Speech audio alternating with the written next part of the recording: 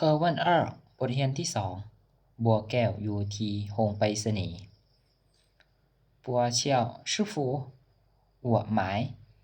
一沓航空信封4张邮票ท่านข้อยจะซื้อ2จดหมายส่งทางยนต์1โลสแตมป์10ใบ志远你要什么样的邮票普通邮票还是纪念邮票เจ้าต้องการสแตมป์แบบใดสแตมป์แบบธรรมดา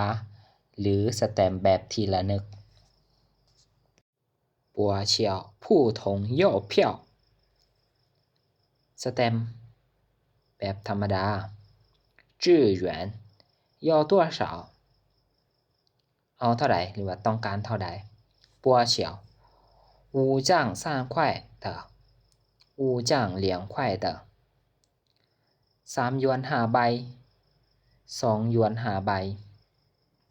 志远给你一共47块ให้เจ้าทั้งหมด47หยวนเปิ้นมี这有电话卡吗บ่นี่มีขายซิมโทรศัพท์บ่志远有你要哪种มีเจ้าเอาแบบใดเปิ้นมี国际 IP 电话卡多少钱一张ซิมโทรศัพท์ระหว่างประเทศ IP อันหนึ่งราคาเท่าใด